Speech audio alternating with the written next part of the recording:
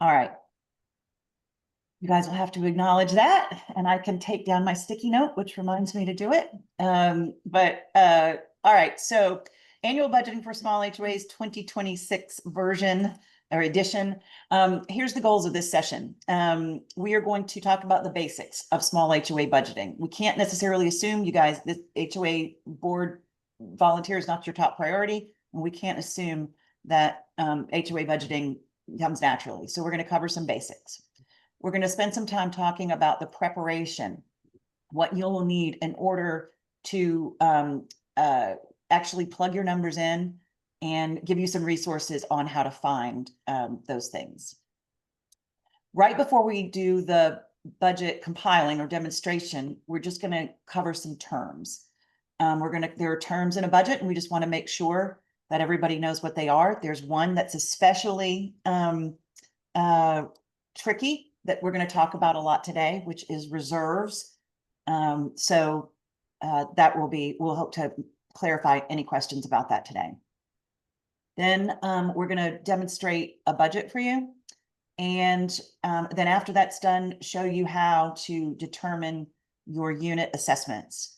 And then as we wrap up, we will talk about how to adopt, communicate the adoption to your homeowners compliantly, and take care of making where we jump in and help you to do that. So, and before we jump into the details, I did want to just highlight why this has to be done. A lot of people are like, well, we have a budget, or we we kind of know what our assessments are. Yes, you do. And what you may not realize, lots of people don't, is that your covenants and your state law requires that HOAs put together a budget every year, do budget planning every year. It doesn't mean you can't keep the same one, but it is the thing that determines the funds that you have for HOA obligations, for financial obligations in the coming year. So it is important to plan ahead. And I feel like I say this every year, but especially now, because there are definitely increases in lots of costs that we don't want you to end up short of, because that causes stress and it causes work. And we want to just help you be prepared in advance for that. It is, as a volunteer board member, the term is your fiduciary duty to put together, to comply with that obligation, to put together an annual budget. And basically we run these sessions and provide the support that we can provide to help you to cover that fiduciary duty. Honestly, just being here alone shows that you is evidence of your obligation and your fulfillment of it. But we want to give you the tools to get it done right. The reasons to have it done right are not only, as I said, to have the right amount of money so that you can pay your bills, but it also is because it protects your and your homeowners' ability to sell their property without complications. Every time a property turns over in one of your associations, we provide reporting to the buyer and that buyer's mortgage lender. And the literally first thing at the top of their list is the approved annual budget.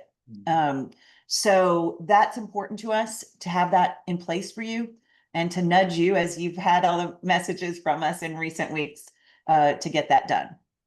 And lastly, we offer these sessions and continue to nudge you for your protection as a board.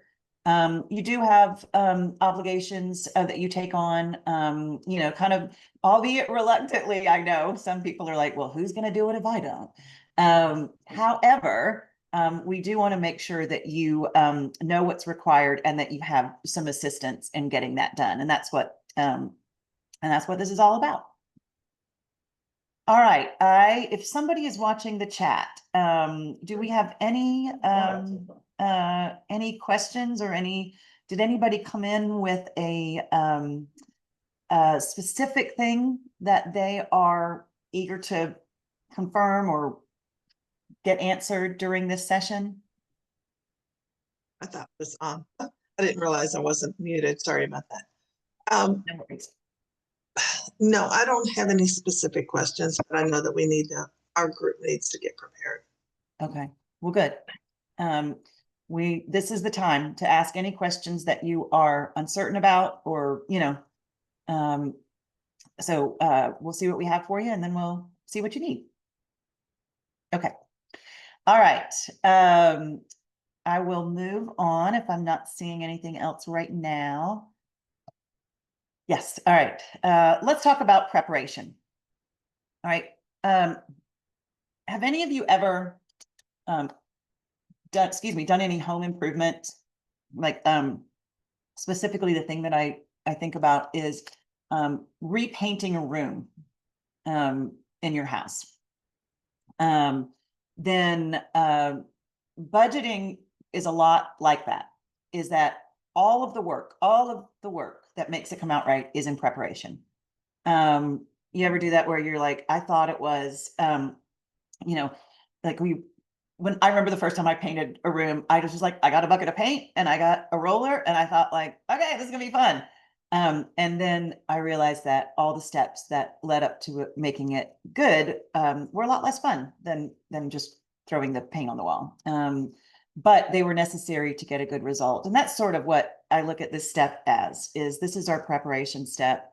And so we want to walk you through what some of the preparation that will make the process easier for you will be. One of them, I hope we've already helped you with, which is when we sent out at the in September to all of our boards notice with their current budget, basically that budget season's coming. Here's your current budget, and here is a look at your budget spread, which is, if you've been with us more than about 6 months, we will have an what's called a budget spread report that was sent to you and would be in your portal. And that's just a report that shows what you actually spent on each line item in your budget versus what you projected you would spend. And that can be very helpful in guiding what how you allocate expenses in the coming year. So that's one thing to have a look at. If you haven't been with us and you don't have that report, simply just looking at your budget and looking at either your bank statements, or if you're coming from another management company, your financial reports, to do some comparisons there and make adjustments as they're needed. Jessica, do you want to jump in and quickly explain if they have been with us for a while and this should be available, where to find that in their portal if they don't have it already? Hey, Sean, sorry. I was actually calling a board member that's having trouble logging on. Oh, I'm sorry. And I I don't know. So Okay. well, I'll be back in a minute, all. yeah. Well, just that I'm not actually to show. It's just in your portals under your board actions. You have a lot of transparency there, but there's a selection there called reports. And all you have to do is go down to reports and click the tab. It'll open up a screen of reports for you, and just click on budget spread view, and it will run your budget spread report for you. So that can be a big help in getting that done. The next thing to consider as you are putting a budget together is, just like you would for your household, what do you want to spend? Have your owners or your board determined that there are special projects or special owner requests that you want to consider for inclusion in the budget. Couple of examples there. At least one association that we're working with this year decided to share garbage expenses between their owners. It was, I think, a 16 or an 18 unit condominium. And they said, we're going to put this in the HOA budget and share expenses. So that would be one thing. Do you want to take on some expenses in the association that make that more efficient for your owners? So that's one. Let's see, what's another example of an owner request or something like that you might want to consider at budgeting season? Board members or team members, is there anything like that coming up for any of you? Yeah, I think there's things like street lights and Things like that, if you're talking to us. Yeah, absolutely, I am. Streetlights and maybe we have a common area, maybe something in that space. Yeah. Marie, what do you see? I was going to say the same thing. That's funny. Landscape enhancements. This is the time of year when we think about those enhancements anyway for the next season, and it's a good time to think about how and what you can afford, right? Yeah. Another thing coming up is sometimes is if you share a building, like if you're in like a condominium or a townhouse style condominium, we see a few years in, people are like, we would like to have all the windows washed to get the building looking better. And so they say like, well, can we go in together instead of everybody hiring their own window washer? Can we go in together? That's definitely a thing. Gutter cleaning, window washing, duct cleaning. We see those as associations go through the years. And I do see at least two groups of board members on this meeting that are still new, still kind of, you know, baby associations recently turned over from a developer. And those are the first couple of years you really learn the things that you as homeowners want to share expenses on. So that's a great, you know, this is the time of year to do that. Those are some examples. Okay. Vendor and utility price increases. Steve is going to address this in more depth when we get into the demonstration, putting the budget together. But this is definitely something that's happening. We're seeing it all over the place. So consider whether you have those in your budget, and then we're going to give you an easy way to find out what those increases are going to be. And then the same on insurance and inflation. Inflation, you can't really get an authority to let you know what it, you know, how that's going to affect you. But insurance, you can. You have an insurance agent. Your association has an insurance agent, and as board members, that insurance agent, you're their client. So we love it if you have a direct relationship with your insurance agent.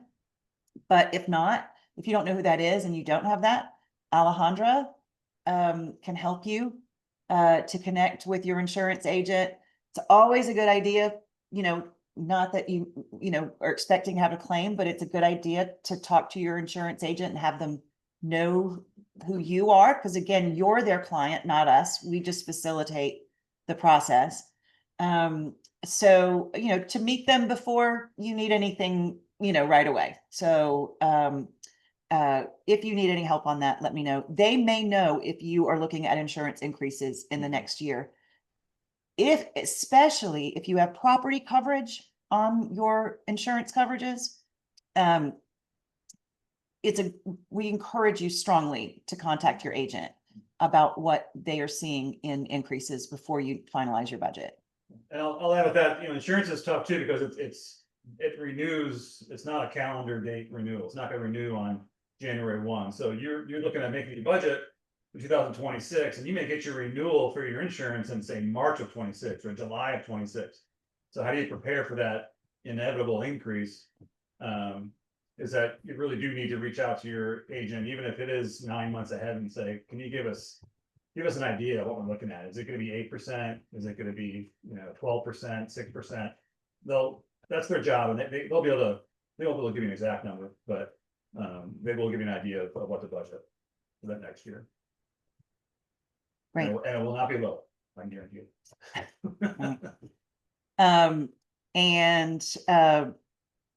Let's see. Lastly, we want to, legal and compliance needs.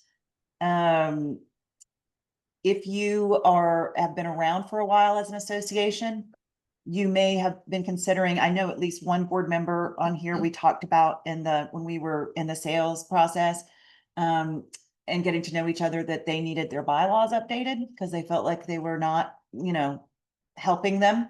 So that would be a legal cost to prepare for in the coming year. And also compliance needs.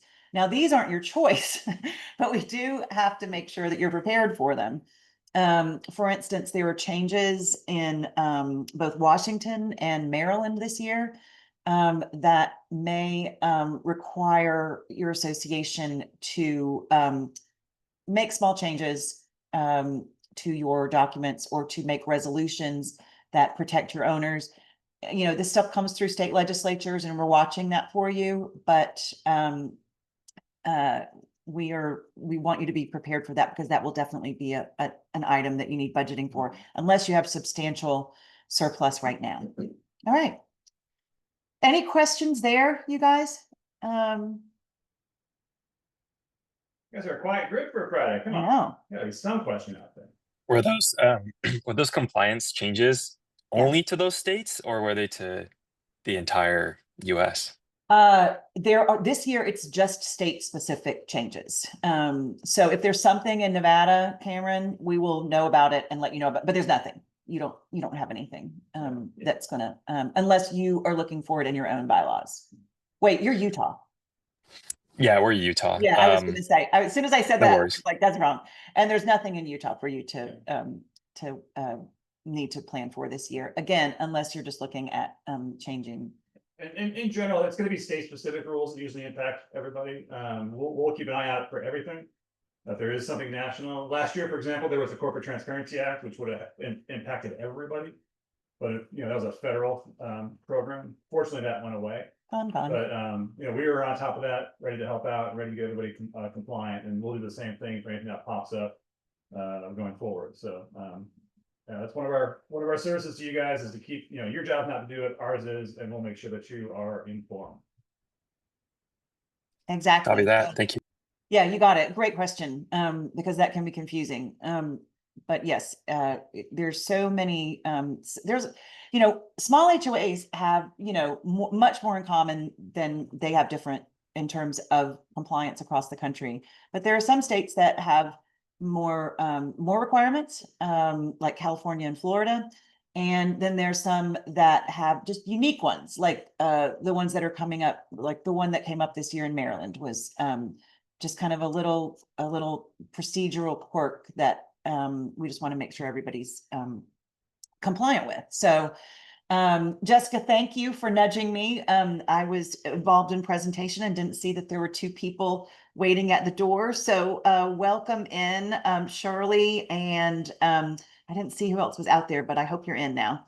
If you wouldn't mind dropping your name and the HOA that you're from in the chat, that would be really helpful in being able to answer questions and get back to you with any information that you need. But you've joined at a really, really good time, because now we're going to get into the real meat of what we're doing here today, which is the demonstrating putting together a budget. So just one step before we do that is just to make sure that we're all on the same page about terms. We don't want to start talking about something, like sometimes I've been in like workshops and people start talking about something and I'm lost from the beginning. It's like, I have no idea what the DTABC means. And we'll use no acronyms. we will use no acronyms. Yeah. Hey, Monica.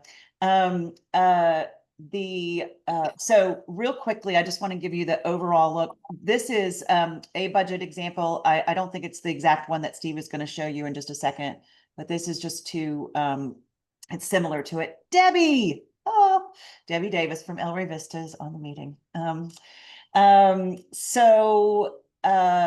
She's El Rey Vista goes back with us years. I'm very happy to see her. All right, terms. So a couple things to determine here. Steve's going to talk about operating costs when he gets into the budget demonstration. And so in your budget, there are operating costs, and which fall into essentially two categories, like a general and administrative, basically like your management, your business registration, you know, yeah, things like that.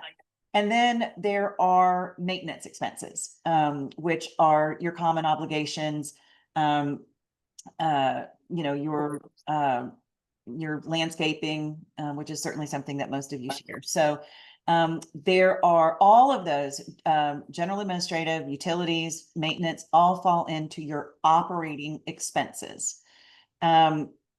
And that seems pretty straightforward. The place that people get hung up, I think, is the last term down here at the bottom of the screen that's highlighted, the reserve contribution, or the reserves is what some of your budgets will say. And reserves are confusing to a lot of people. But that line on your budget is very straightforward. It comes out of your reserve study. It is the amount that in 2026, your reserve study, which is a separate process, if you have reserves, says needs to be contributed for the long-term care of your general common elements. So your reserve study, just for instance, would have covered, say, roofing, fencing, painting the exterior of the building. And it will have a long-term projection for how you're going to cover those expenses. And that's the number that goes into reserve contribution. It's the amount that owners pay toward long-term replacement of common elements. And so that is confusing to some people, because reserves sort of kind of means to some people like it's a savings account. It's not, it is, but it's a savings account for very specifically designated elements of your community. So some of you, ask about, I want to build up our reserves. The term we actually are going to ask you to use is build up your surplus. Reserves come from your reserve study. Surplus is for something like building up for contingency or shorter term maintenance that you want. So we're going to use those terms, and we're going to talk a lot more about reserve studies probably, because they tend to be a thing that we talk about a lot. All right. Any questions in the chat? Shirley, does MicroHOA help? We can, depending upon your needs. So we will always have 3 options for you on reserve studies. We know a great partner called Association Reserves. Surely they have a big office there in Seattle. And that's a kind of a DIY option. We have a lower cost option for associations, depending upon the structure of your association. And then we also have referrals for you. If we feel like you need something that we can't provide, we have reserve referrals for you anywhere you are. So yes, we will make sure you get what you need there, because it's very important to your financial picture. And I'll add that reserve studies, the pricing can vary wildly. If you always come through us for some referrals, we have the people that we trust and know that are fair in terms of what they're charging for what they're producing. And we'll help you if we can, Yes. because our costs will be lower, I'm confident. But we can help. Vicki, did you have any comment on that? Not really. Sounds like you're covering it really well. Thanks. Good job. Thank you. Well, Vicki, you had a good way of describing reserves. It was a college. It's not college. Yeah, I think of it as like, if your HOA was an individual, it's like that retirement plan, where it's easier to start early and put in less money and let it build than to wait until the community's a good 20 years old to really start funding it. So yeah, start early, get some interest, and get that nugget going. And once you put it in there, you can't get it back, right? You gotta leave it in there. Yeah. So did you say we need to have a reserve study, or are you just recommend? Great question. It depends. And we can help you determine that. We just need to have a look at your declaration and your state. Size of your community. There's a lot of things that can impact whether or not you have to have one, whether it's recommended you have one. It depends. If you want to, Marie, if you want to get some info from Emil and see if we can determine that, we can do that. Happy to. Shirley asked a question: what kind of cost is it? What is the variance? It's the attorney's answer. It depends. It depends. As low as a simple review could be as low as $150, $175. An update could be $300-400, a full new site visit. Reserve study, which is required for the larger associations with more complex buildings. That could be, 3,500 to start, Yeah. almost anywhere you are. Yeah. So do you guys help us figure that out if we join you? I mean, do you? Yeah. Yeah, we can, as we said, we can, provide you the kind of the 3 levels of how you can get that done and what you would need to be, Compliant. yeah, Yeah. exactly. Thank you. I stumbled on the word. Let's see, other questions. Vicky, would you mind taking Aiden's question? It's a really good one, but, Let me take a look. Okay, yeah, so the money, the account that we established for you, the reserve account, is a money market. And I honestly don't know that the interest, it's extremely low, though, I can tell you that much. You're talking, a few cents to a few dollars each month. So if you want to invest into something with higher yield, we do offer CDARS CDs as well as the CAB CDs, which right now I think they've fallen a little bit with that last cut to the interest rate, but I think they're still for 6 months probably about 3.75%. yeah, right. But you can find the rate sheet. It is Yeah. under Association Financials. There is a CD rate sheet folder, and it will have the latest rate sheets in there. And depending on the amount of your contributions, we could sweep that money in quarterly and keep creating multiple CDs and have them turn over automatically. We have a lot of options for that. But our banking partner is a community association bank. They have that division. So they are set up for this exact thing. They know that communities have these reserve funds that they need to keep moving into some kind of a vehicle to get some kind of return on them. A very safe return, obviously.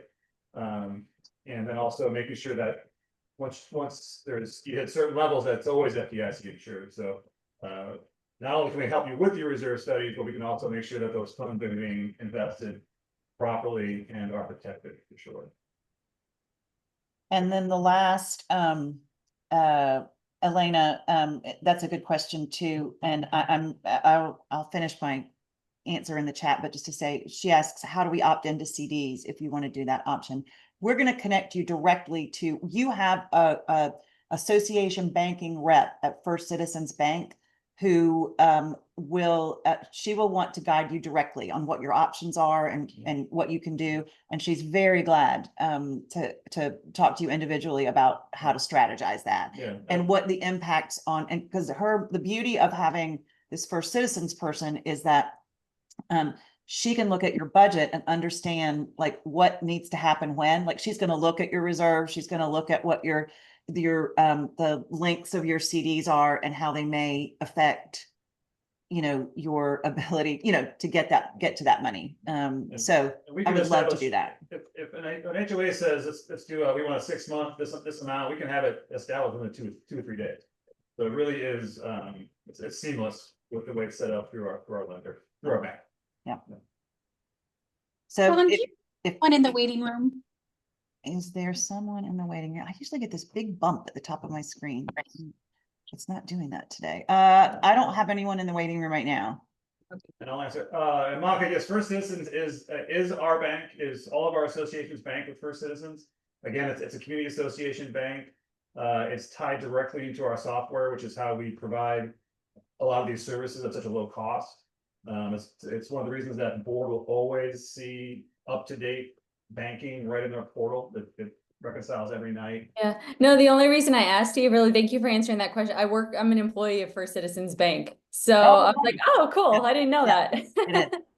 Oh my gosh, they do the things that they make possible through that community association bank division that we can turn around as transparency for you. They really do the best job. Yeah, just two comments in response to that. One, I can try to find somebody to pass the accolades to internally. That's cool. And then second of all, I would just probably have to log because I'm the secretary, I'm not a treasurer, but I'd have to probably log like if we transferred our accounts over there, some sort of, association, like my personal association with the bank and the community. Yep. Okay. Yeah, and I totally get that. That's really good practice for us to do that. But they're in a separate division, it's a commercial division, so you're gonna be you'll be golden there. Cool. Thank you guys. All right, Steve, I think it's your turn. Good.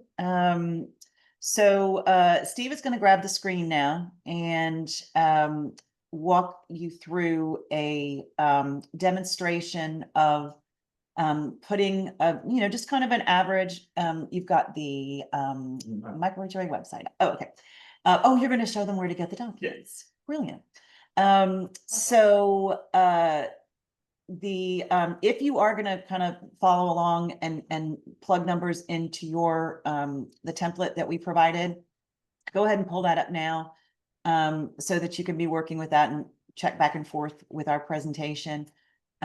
Usually someone asks here, I haven't seen it come up in the chat yet, is do we have to use this spreadsheet? The answer is no. Yeah. No, you don't. Yeah.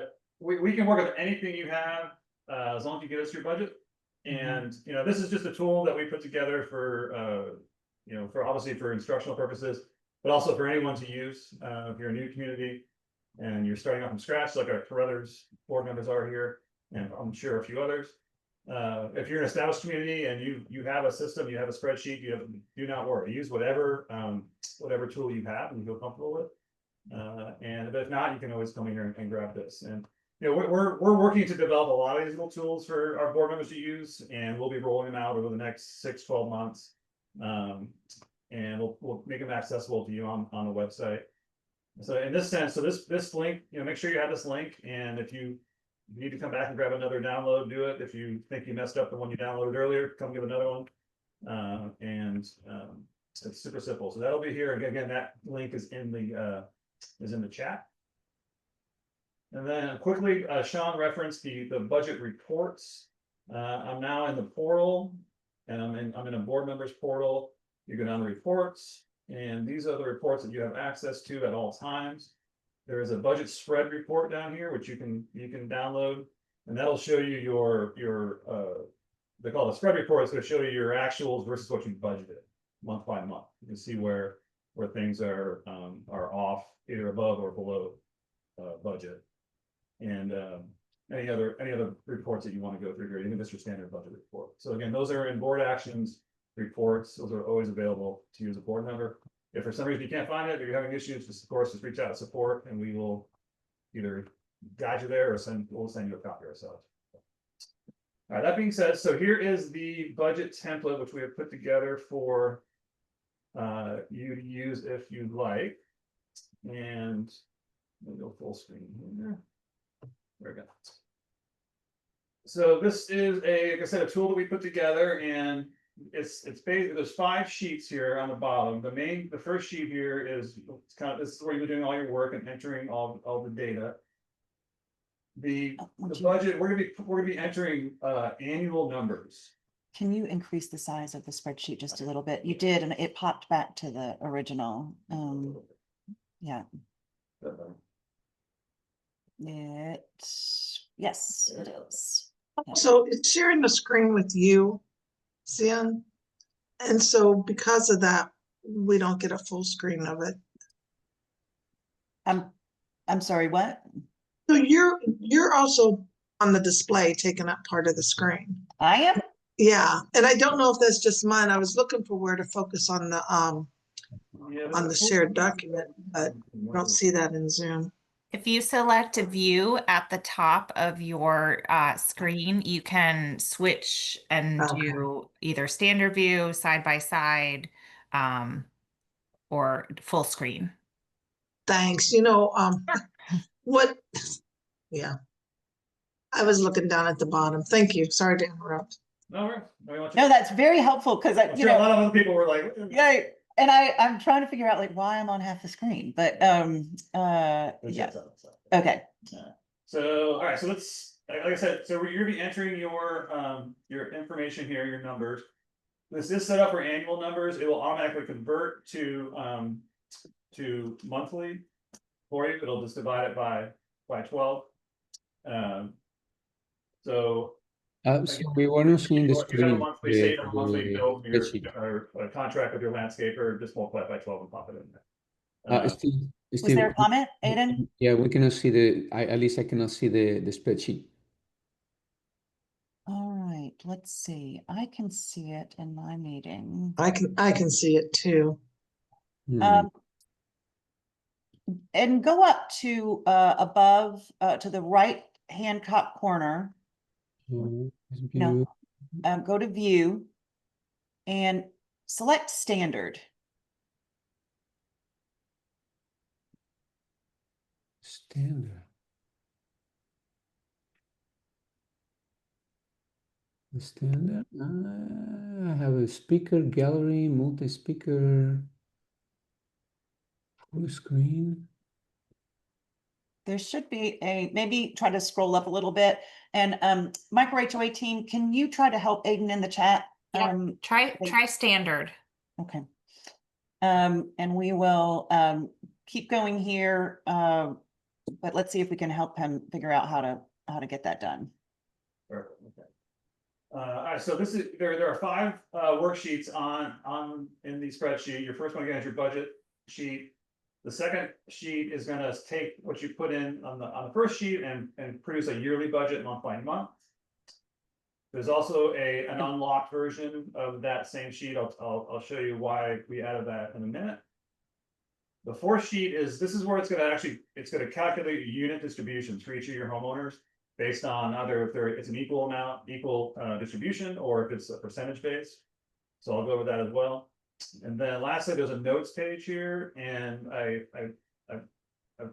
really suggest that you put as much information as you can in here throughout your process. Again, these are notes not only for yourself, the board members, but for future board members.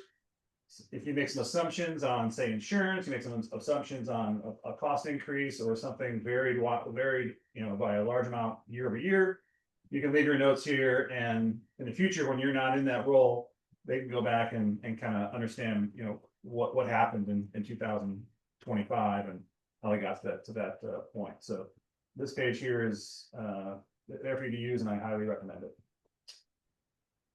So this may seem awfully simple for some of you. For some of you, it could be, I've never seen a spreadsheet before. So I'm just going to walk through entering the numbers in the sheet, and I'll show you how it calculates at the bottom and how we arrive back at our assessments. So, I'm doing this at the end, like Sean said, all the prep's been done. You've reached out to your insurance agent. You have an idea of what your insurance costs are going to be. You've talked to your vendors, and any price increases you have a good idea about. You looked at your utility bills. So that hard work has been done. So I'm just going to show you how we're just going to go ahead and enter the numbers that you've come up with. So the spreadsheet is locked. Anywhere where you can click, you can change. If you can't click on it, that's where a formula is. So you want to enter your name up here, and maybe your association, and the year. Use it for a future year. And then highlighted here are the number of units. This is important because this is how we're going to calculate your unit assessments. This will flow through to another page, and I'll show you that at the end here. So that's in yellow. That number has to go in there. So make sure that you have your number of units in there. And the unique thing about the budgets is that your income's at the top, the way these are always formatted.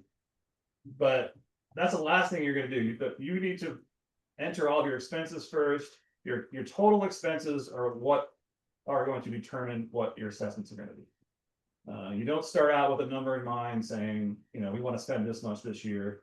Our members don't want us to raise fees this year. We have to save this number. You really need to just honestly go through your budget, enter the numbers, make a good assumption as best you can. And at the end, we're going to see what that total is. Then we'll go back and we'll fill in what we need in terms of the income. So down below, we're going to start working through our expenses. And it's broken down into, as Sean said, general administrative. We have office and board expenses. It'll subtotal here. We're going to get into an insurance section, a utilities section, a building and property maintenance section, and then landscaping. So it's pretty, we've tried to break it down into items that almost all of our associations have. We know everybody has insurance, we know everybody has filing fees for their you know, their entities. And so this will apply to most everybody that's listening here. So again, I'm just gonna start walking through, and we'll, as I go through, any questions that pop up, feel free to just unmute or raise your hand, and I'll just start throwing it. So it's just simple as this one, this association, they know their monthly budget for management is $33.60. They have a, you know, annual filing fee, which we all have with the state, and this state is $75 a year. This is a 12-unit association, and their rate should be 240, not 280. Yeah, so 240 times needs math. Oh, So I'm sorry. telling you, we're overcharging this association. Yeah, we're not going to charge them. Reserve study review. This is a good example of our different levels of reserve study. This is just a review. Say they're in the state of Oregon, they're supposed to review it every year, and maybe the board members don't feel comfortable themselves. So this would be an inexpensive review, maybe $125. They want to budget for that. And then legal expenses, we brought that up earlier as well. Say this is also another situation a lot of our new associations have, is they have brand new documents, and they're lacking certain rules and regulations, potentially a collection policy. So they know they have some work to do to maybe put some more teeth into their documents, and they're going to estimate the following year that they're going to spend about $750 working on their legal documents. And any potential like office expenses, that type of thing, you could put those up here as well. If you have more, you could add them here. If you're with Micro, you really don't have any. You shouldn't have any. You know, we don't charge for postage. We don't charge for you know, miscellaneous storage fees, things like that. But if there are a situation where maybe there are some office expenses that you still incur the board, then you can always allocate those here. And then as this section is finished, you'll have it'll subtotal here at the bottom as well. Now your insurance, but everybody's gonna have insurance. At minimum, general liability, D&O, and fidelity. General liability is what covers the liability of anything in your common area. Directors and officers is what protects the officers against any kind of legal issues. And fidelity is just theft of crime and theft of association funds. And then there's obviously a property policy if you have actual attached units, that kind of thing, where the HOA is also paying for the property insurance. So again, we've done all of our work here. We know what these are going to come our total. So this association, they have a $1,200 general liability policy. They actually don't have a property policy, and their D&O and fidelity, it comes out to $1,700 a year for this insurance. You don't have to break these out. A lot of your policies are going to just be one combination proposal. Feel free just to go in here and just change. Again, you can change these. You just change it just insurance if you want. Have one line item. You don't have to break these out. And then, of course, if you have additional policies, say you're in a flood zone, or if you're in an area where there's other additional policies you need, then you can add those here. Utilities, same thing. Some of our associations have small. It could be small, it could be large. But this association, they just have some common area lighting. They have an irrigation. They just made about $100 a month for their irrigation bill, and then they do have a shared trash service of $300 a month.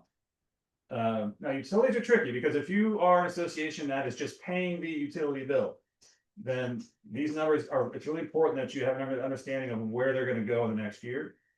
If you're an association that has a metering system where it's charging the owners back, and the HOA is getting reimbursed, then that's not a big of an issue, because if the rates go up, prices go up, the owners are going to pay more, and it's not on the HOA to cover the difference.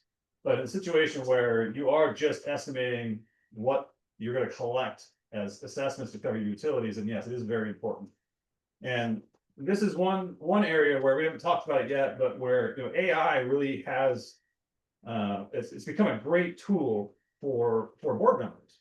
You know, in the past, it was just, you know, it was a Google search, and we all have done it. You start clicking on different articles, and you go down a rabbit hole, and you get 3 different answers. You're not sure what's correct. But with AI or something like utilities, you can simply, I'm going to change my screen here.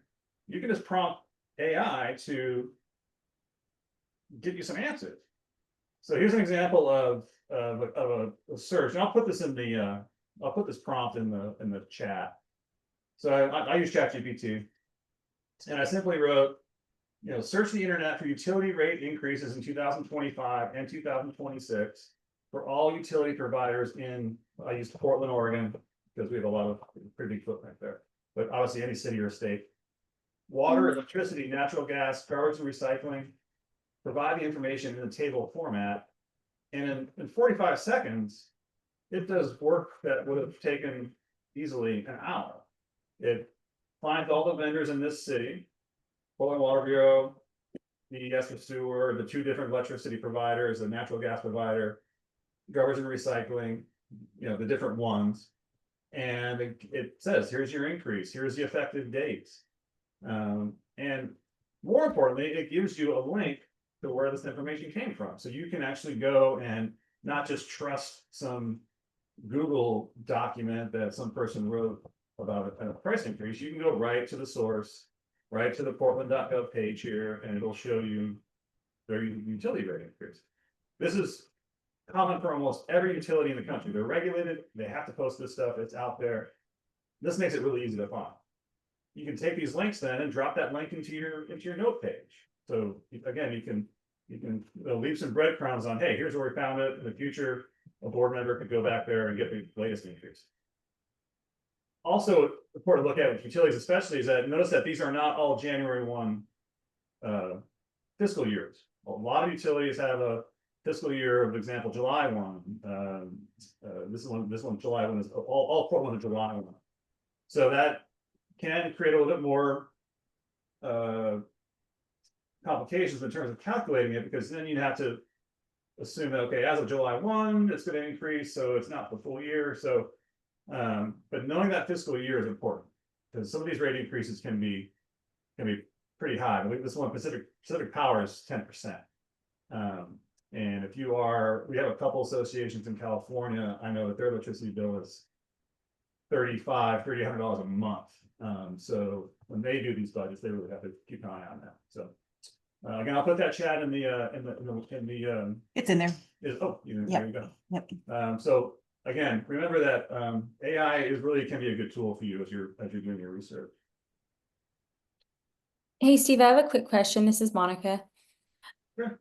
Do you say we've never done a budget, but we have like years of, financial reports? Would we just use 2025, like month over month or annual summary as a starting point, and then inputting that for the 2026 projection? Plus the projected increases based on the prompt that you just showed us? Exactly. It's a good place to start, obviously, and then that's where you can use your budget spread report if you have one, if you've been with us for long enough. But she hasn't. They haven't had a budget. They just are like looking at what's happened, like Exactly. Yeah. Yeah. And that's really all you can do. Your job is just to work with what you have, make some good assumptions. It's not a science. This is doing your best. And anything you can get in terms of confirming what those are going to be, whether it's a lot of times I think board members hesitate to reach out to say a landscaper and say, hey, are you going to raise my prices next year? And they're like, oh yeah, I will raise. Yeah. But, I would say it's still worth the risk to reach out and especially in this day and age with the speed at which things are increasing in cost, whether it's fuel, whether it's labor, whether it's materials. These contractors, almost by default have to be raising prices. Ideally, you'll be able to talk to them, and they'll give you an honest answer. That helps. Yeah, thank you. So that kind of goes for utilities, insurance, routine service providers. That would be a fine approach across all those categories. So well put, Monica. And what I want to say there is like, one of the things I always ask is if you don't, for some of our smallest HOAs that, and don't have a lot of expense history, the kind of, I kind of jokingly say, what are your costs going up? Like, is your insurance going up? Yeah. Is, personal insurance, is your, your costs going up? Then they're going up for the HOA too. Mhm. So, 7-8% increases in budgets is not out of line at all. Yeah, and another good reason to use that note page is that if you have a meeting and people are questioning, well, wait a minute, why did my assessment go up by $35 a month or whatever it is? You can go back and say, hey, well, look, here's what we found out. Our insurance is going up by this.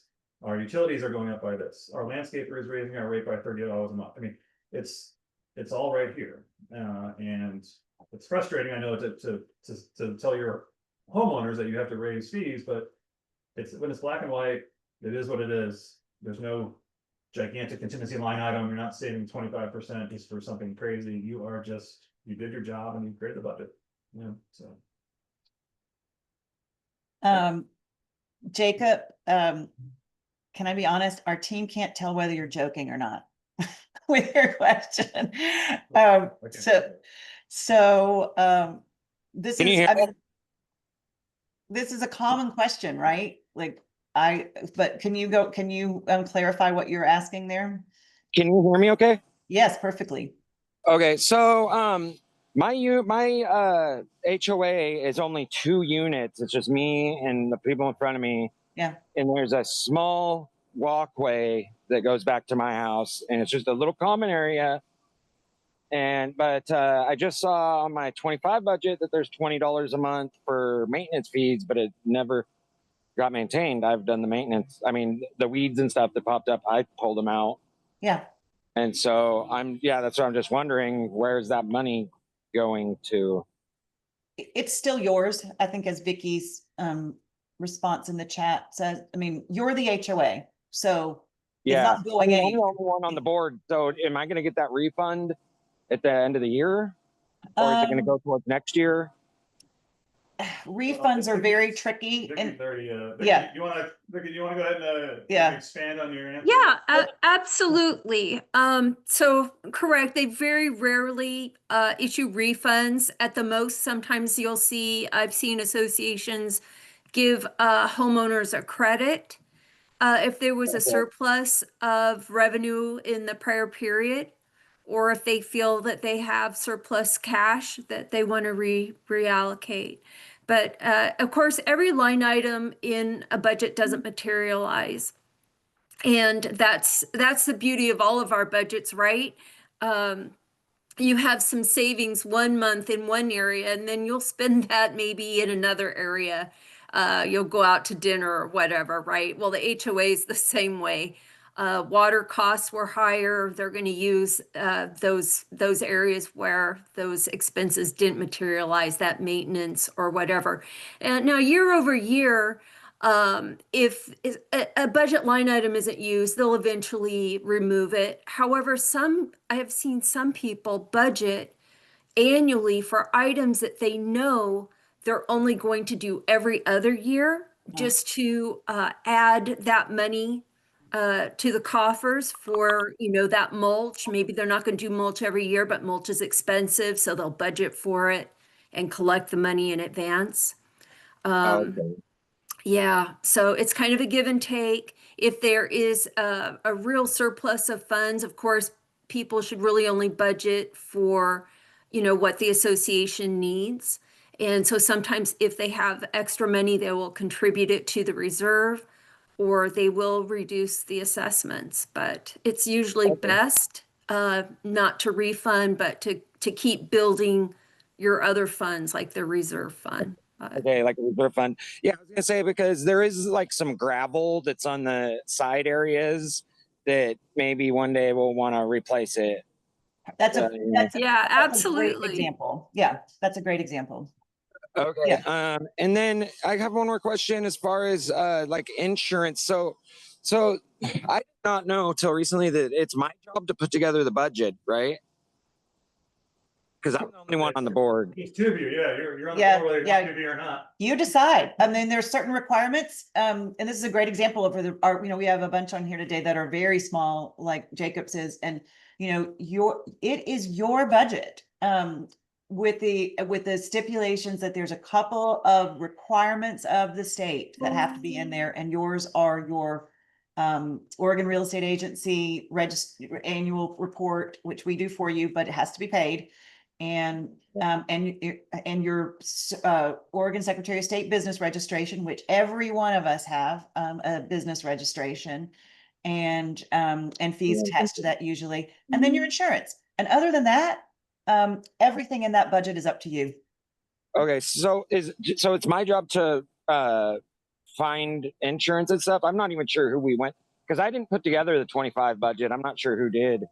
Yeah, 'cause your we just bought our developer house. did. Your developer did it. Oh, okay. Yeah. Yeah. So it's my job to shop for insurance, right? I'm not even sure who we used for that. I looked, or what kind of insurance I'm looking for. Alejandra, are you Yeah, there? I'm more than happy to help you with that. Yeah, I can definitely give you all the tools that you need to navigate. Your insurance process is definitely tricky, but I can definitely connect you with your insurance agent. And if you have any questions on what you need or what the insurance agent is talking about, because sometimes when we are exchanging emails with our insurance agent, it gets tricky, it gets too technical. So I'm more than happy to help you with that. Oh, okay. And that's something maybe you can email me their contact info, or Yeah, I'm already writing that email. Don't Is worry. that okay, on our thank you. portal? Because I'm wondering what the insurance would cover too. Why we even need insurance, which I think was your first question. Why do we need insurance? Alejandra, do you want to step into that, or do you want Marie or Vicky or me to step in?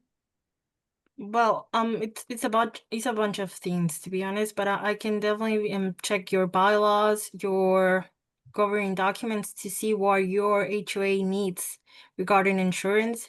Maybe check if we have any extra coverages that we don't need, or maybe your association is lacking some coverage, so we can definitely check on that. And I'm more than happy to write you both of you emails so I can inform you on where your HOA it stands with insurance.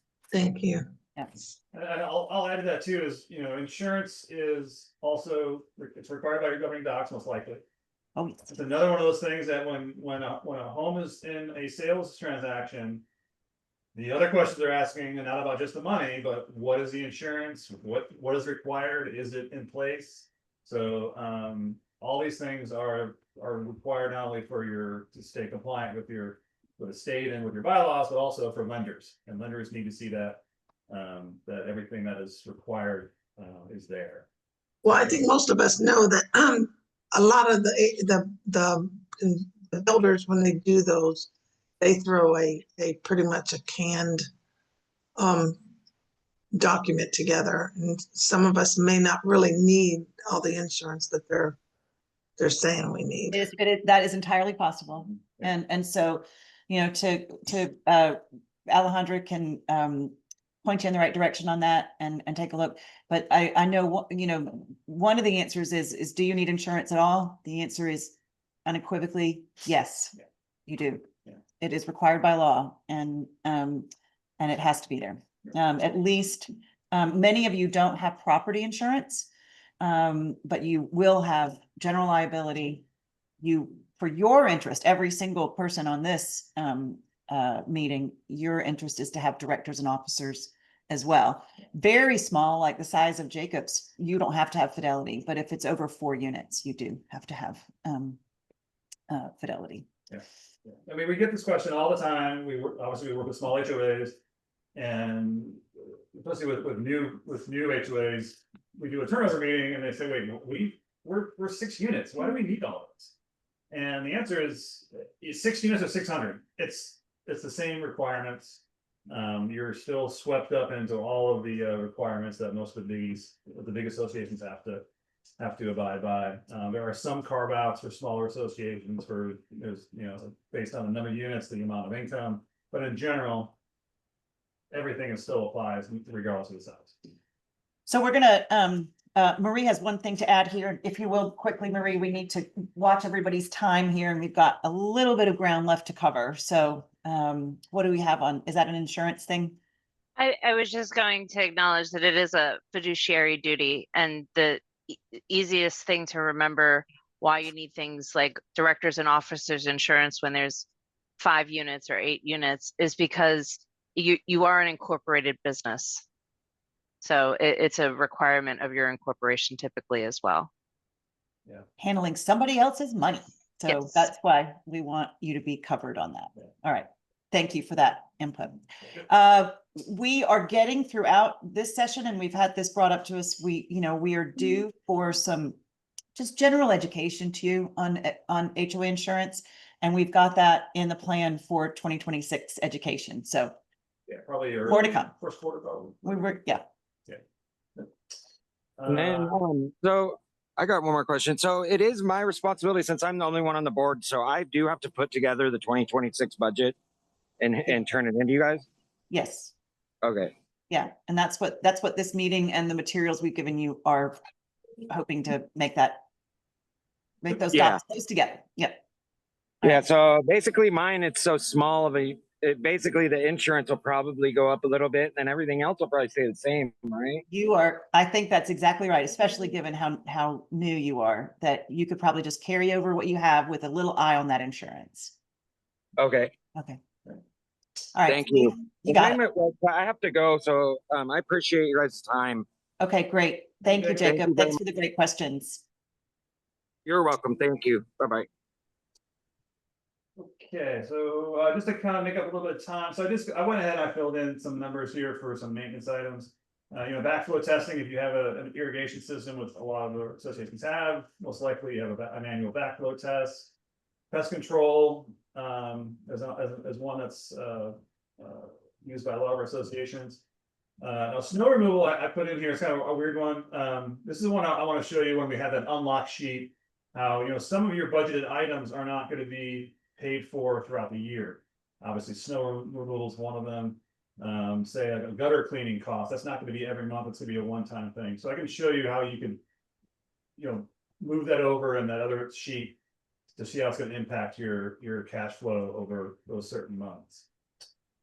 So that totaled out our maintenance costs. We're going to throw some quick landscape costs in here, an annual or monthly landscape contract of $220.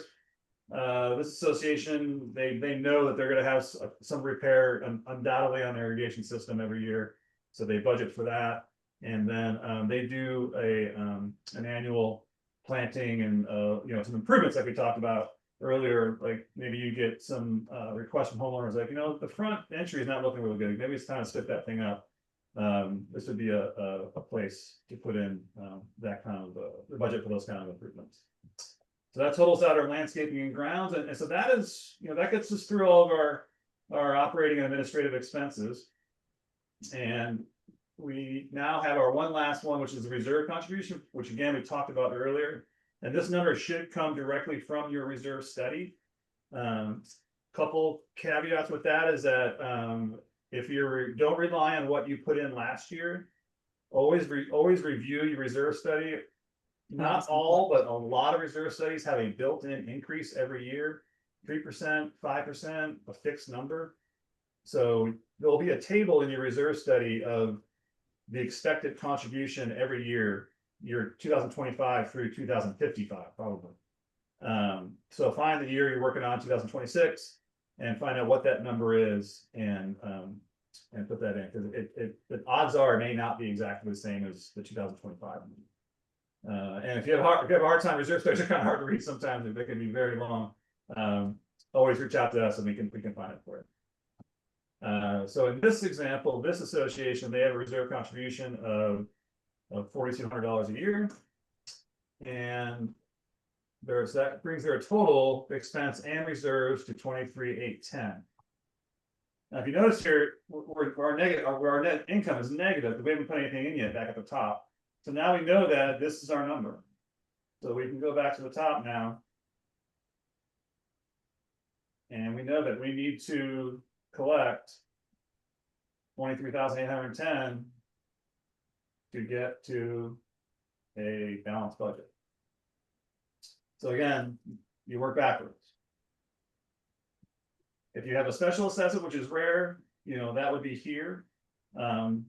Your budget would have a separate line item for whatever that special assessment's paying for. So this assessment number here is for your operating and your reserve contribution, not for special assessment. If you do have a special assessment, you'd probably want to reach out to us anyways and make sure that you calculate that correctly. So, you know, that's it. It seems obvious, but you know, we want to make sure that this is really how it's done. So, any questions on that before I move on to showing a few of the things in the sheet? Nothing in the chat. So if anybody wants to speak up. I was going to, Shirley, you asked a question regarding, can you choose not to fund the reserve if you want to? Yeah. And you can, right? That is a choice, you can. But it's not consistent with the fiduciary duty. And so you do expose the association and the board to action by the members if that type of decision adversely affects them. You have to remember that not funding the reserves in this year means that in a future year, you're going to have to fund that in a more painful way. And it doesn't give you the time to accrue the interest that accrues. Steve was just talking about special assessments, and Sean had mentioned earlier about the impact of the decisions the board makes with regard to the budget and lending availability. Another significant impact to your community is a history of special assessments, particularly as the result of not properly planning and funding reserve expenses. So you want to make sure that that's not a decision you take lightly, and have a plan to correct for that if you find yourself in a financial situation that requires that kind of difficulty. But it's definitely something I would make sure I documented in the minutes and really engaged your membership about the choice. And definitely, as both Marie and Vicky say in the chat, think about the impact on property transfers, ownership transfers in your community, because that's where that's going to come up first. And I keep falling back to the lending requirement, but again, when we get these, they're called questionnaires, and we get this long questionnaire that we fill out for every loan application. And it has insurance questions, it has money questions, it has a big section about reserve. Is there a reserve study? Are they following it? Are they funding it as required by the FHA? All these things that these lenders are looking for, because they know that if the reserves aren't being funded at the adequate level, that puts them at risk for a special assessment. And lenders don't like that. So again, it's the big bad guy in the room here is a lender. They look at everything. And not knowing what state you're in, Shirley, for example, in Washington state, I believe they have to disclose you have to disclose in the budget, or is it Oregon? But there's a disclosure in the budget, the difference you are from the funding requirements of the reserve study. You're right, Marie, so Washington, and you have to state on your budget, there has to be a statement on there about about the condition of your reserve study and your compliance with it. So all those things, as you began to say, technically, you can do what you want, but it's important to understand the impact of it. All right, back to the budget, so we can get what everybody came for. All right, so we are complete now. We have a balanced budget. We have our income. We have our expenses. So this next sheet here, again, this will automatically populate for you. This one is completely locked. You can't click or change anything in here. If you change anything here, you need to change it on this page here. And it's going to break everything up just as an equal distribution over the month. And it'll show at the bottom here that by default, you'll have a 0 net income every month. Now, the unlock sheet will let you play with numbers if you do want to allocate them either to 1 month only. For example, here, insurance policy, often they are due all at once. Often you can finance those over the year and pay monthly. But if you do have a situation where it is due all at once, in this case, in July, this policy is due. And by putting it here, it'll show you that in that month, the cash flow that month is going to be negative, substantially negative. So then you'd want to start thinking about, okay, well, how much money do we have in the bank? What's our operating reserve in our operating account to cover that one-time charge? Similar with, I mentioned earlier, snow removal. You're not going to have snow removal in the early months. You're going to have it, in this case, in January or November, December, October, November, December. And that's going to throw those months into a negative. Now your other months are positive, so you are building up your reserve, your cushion. But so that's the reason that this sheet is unlocked. You can do whatever you want with it. All the sheets are unlockable if you want. Down here in red at the bottom, you can right click on the tab.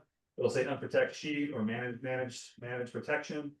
And the password is capital B budget 2026. It's here on the bottom. And you can unlock them and do whatever you want. If you do unlock them, make some changes, you want to save them, make sure that you relock them. Just reverse what you did. But that's here for you if you want to play around with it. Okay, so we now have our distributions to figure out. So if you are like most of our communities and it's just an equal distribution, everybody pays an equal amount, then this top part is for you. It's going to pull in the total assessments for the year from that first page. This is where the number of units comes in, 12.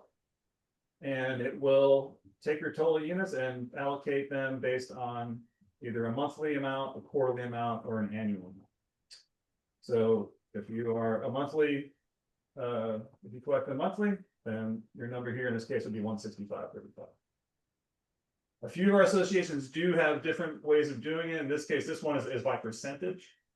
So if you are one of those associations, you can enter addresses, unit numbers here, and put in the percentage of each unit's allocated. Kicker is here. Obviously, that has to equal 100%.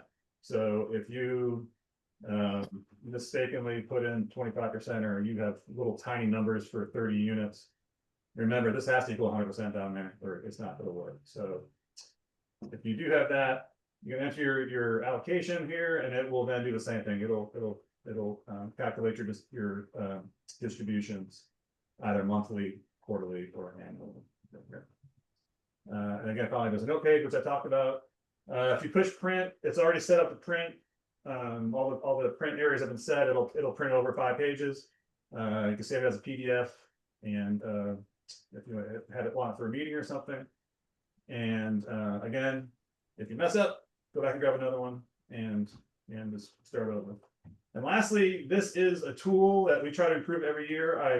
If you have some feedback on improvements you think I could make, or some things that you think are missing, or things that maybe are a little too complicated, just reach out to me directly or to support steve@microHOA.com.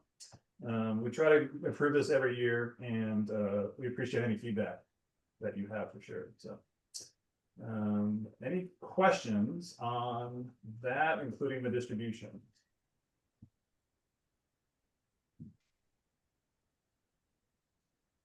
Good. Open up chat.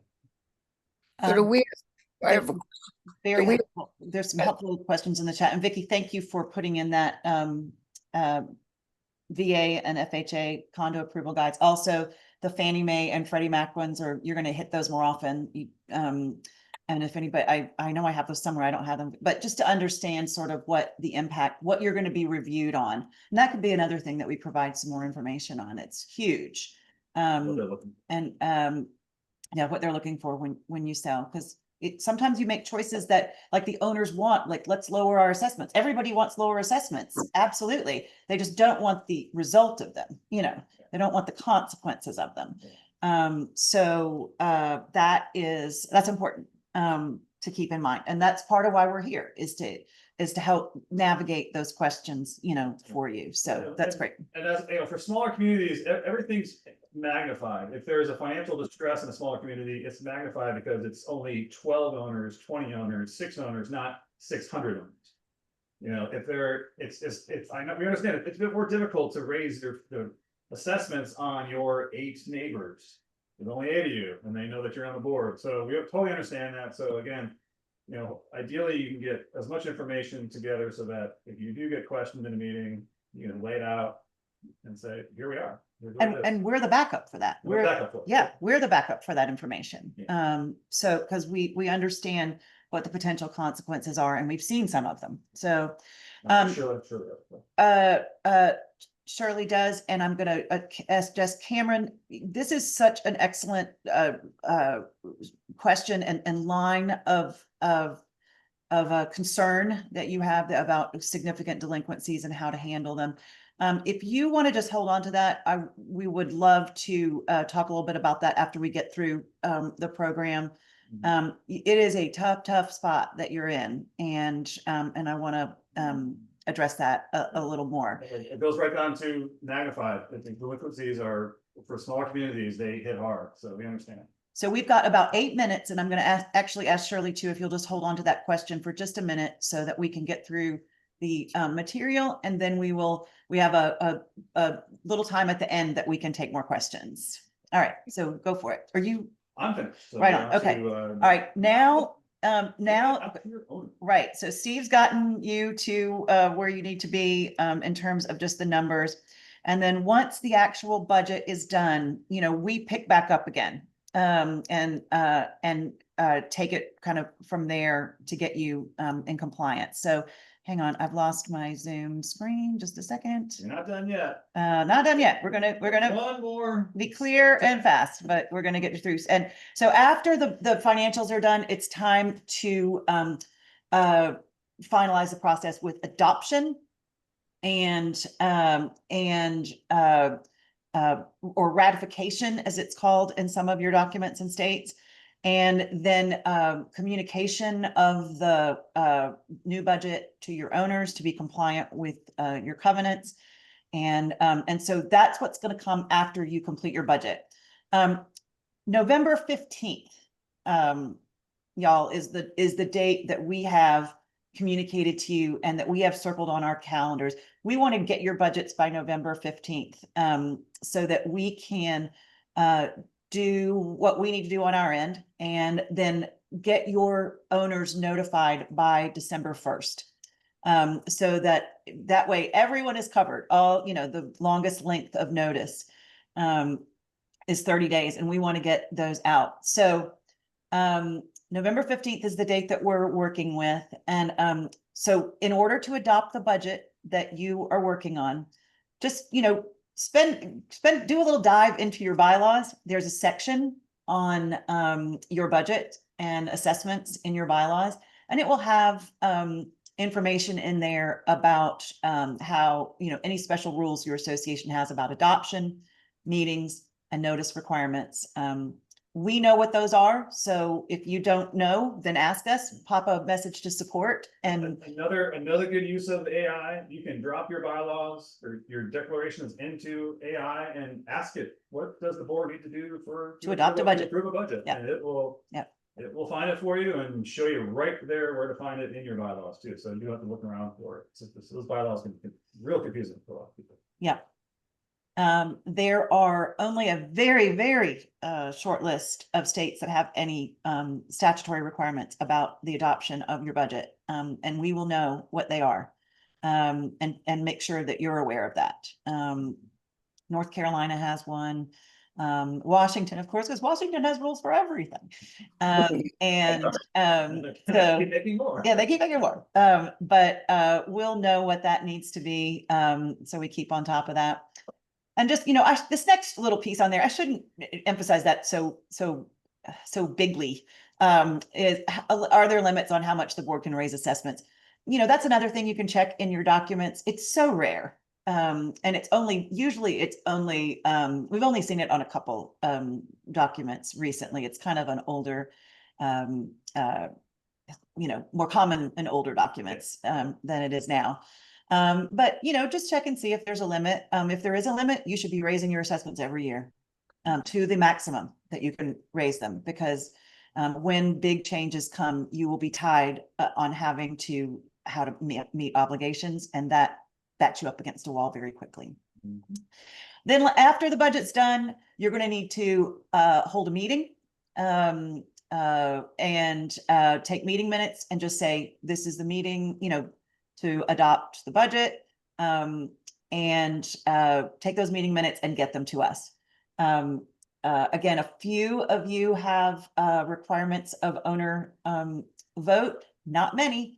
The board has authority to create the budget in 90% of situations. So just take those minutes, invite your owners to come to the meeting, but they don't have to, and then send us the meeting minutes. So we'll have those. And then at that point, we will distribute the budget to your owners with a notice about how, when they will take effect, and how much the assessment is going to be, and any kind of special notes that you want to put on that. So And then we will field all the questions from your. and then we will field the questions. Yeah. And so basically it's finalize the budget, adopt it, make sure you have a meeting minutes to, to reflect that adoption or to show that adoption, and then send us the budget so we can distribute it and notify your owners. Adoption, notification. Sure. Okay. All right. So I just have some notes here on the bottom of the screen in case I can't see the chat anymore. So if anybody has anything, let me know. But it says in your bylaws, this information may be found under a section called assessments. It can also be under financial management or obligations of board or owners. So those are places you can look. But as Steve said, just pop it into AI and it'll do it. All right. All right, your turn. What do we have? Small reserves. I'm missing my chat. Okay, there we go. So collection, we have a few minutes if you want me. I think if we're done, we could talk about collections for a few minutes. Yeah, let's do. Those are great questions. But before we move to that, several of you have expressed, even in this meeting, that you're concerned about getting the numbers right, and the what ifs. What if it's not right? What if it is important, and you wouldn't be here for one on this meeting if you didn't care about getting it right, but you wouldn't be on your board if you didn't care. So it's just important to keep in mind that it is important to be diligent, but there is a disclaimer on the bottom of every budget spreadsheet. This is an estimate prepared with due care. You have taken the care, and if something is wrong, it doesn't make you wrong. It makes you, it just makes you have to, take action to fix it. But you're doing what needs to happen. So we will, don't sweat it too much. Be careful, but don't sweat it too much. All right.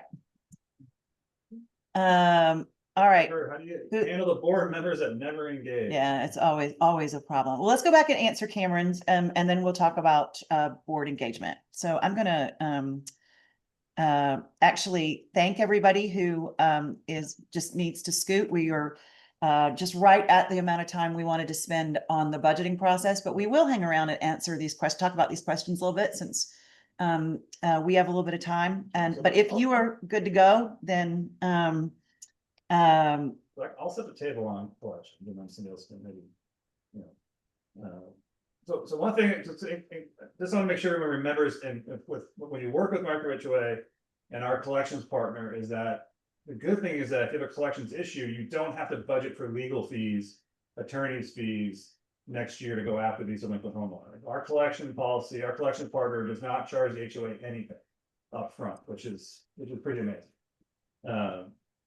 When we bring on other associations that have attorneys on board, they've shelled out thousands and thousands of dollars for liens that have never been collected on, or no money ever comes in the door. So the good thing is that, yes, you can start a collections process without having to worry about coming up with the money to start that. Yeah. Now, how to handle those collections and assessments, I'm going to let the pros take that one on, either Marie or Vicky. That one is no, I mean, these are excellent questions. And Cameron, I think I saw on your chat that that, you know, you've had some legal action taken already, and that's rough. But you know, one of the things I want to say there, and sometimes I hate it when somebody says something like this, but you know, in a situation like this, we're so glad to be able to bring you a collections partner like Excella, like Steve, you know, references, that's at no cost to the association.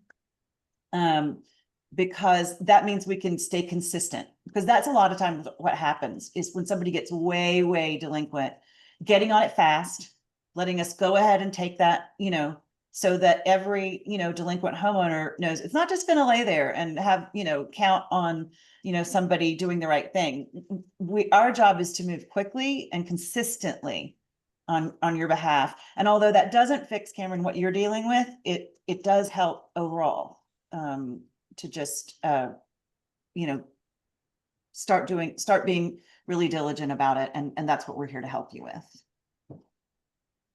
Oh, that's great news. Yeah, I was just talking to the other board members and like wondering, you know, what's the best way to continue forward when it's so habitual, right? Like, is it us that's not being, you know, persistent enough?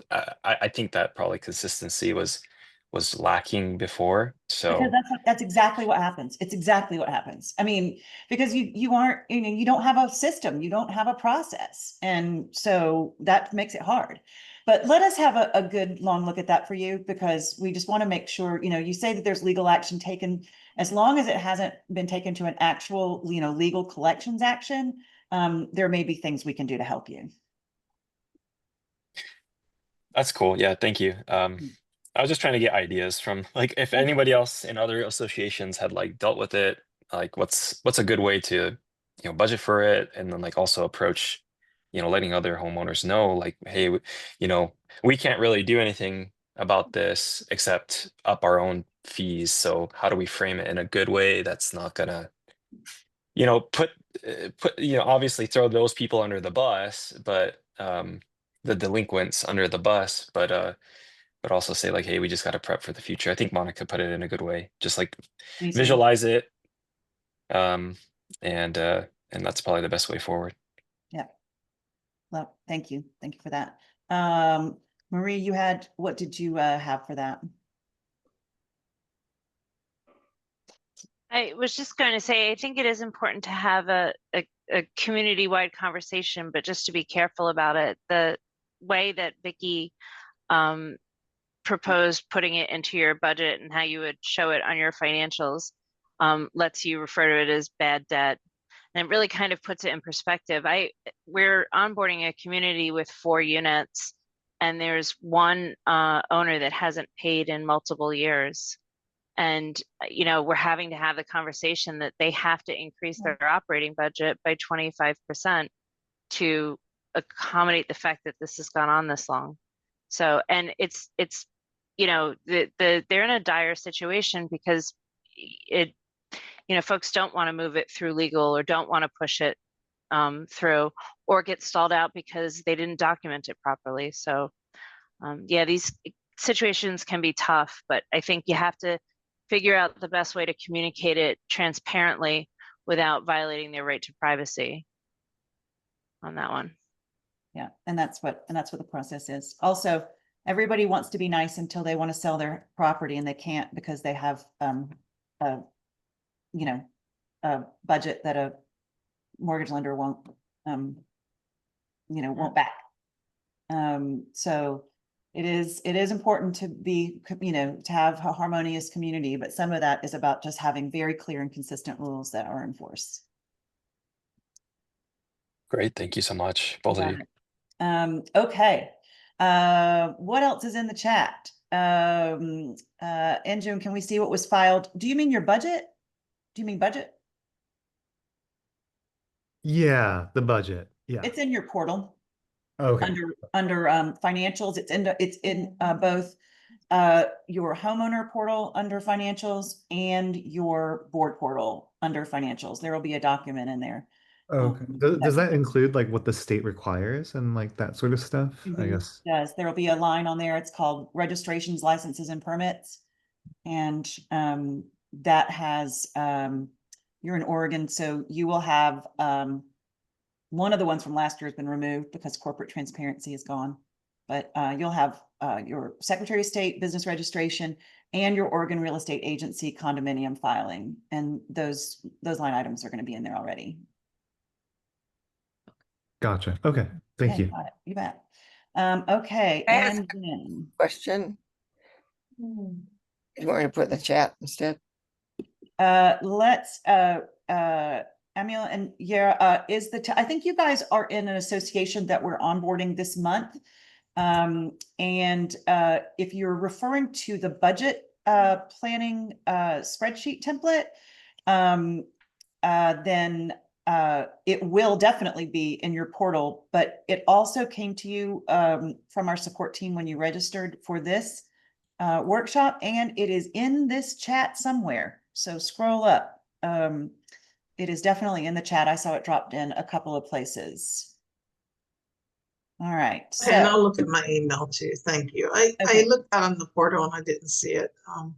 okay, got it. I have the draft of, but I don't have the template. Okay, got it. And what's your association? I'm sorry. Fairview Estates. Oh, Fairview. Okay, yeah, that's definitely that's definitely available. So if you have any trouble locating that in an email or in your portal, reach out to support because that's definitely there. You guys have been with us a while.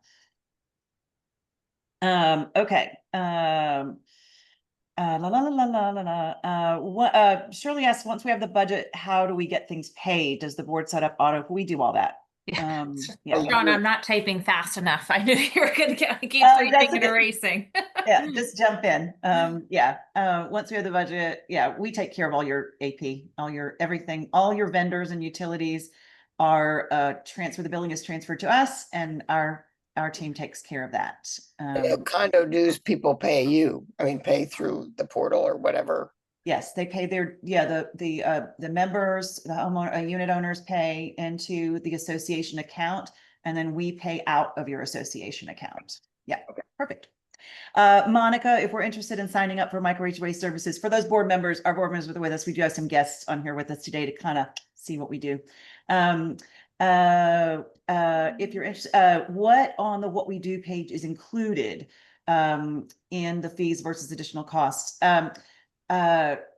Everything that Monica, hang on, let me say. So anybody who needs to scoot, I thank you for your time. Let us know how we continue to help. Aiden, thank you for your comments. I appreciate it.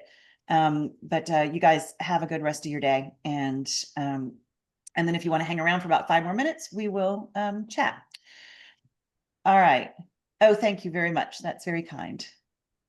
Okay, so if you're interested in signing up for MicroHOA, Monica, drop your I of course know you, but will you drop your email in a direct chat to me?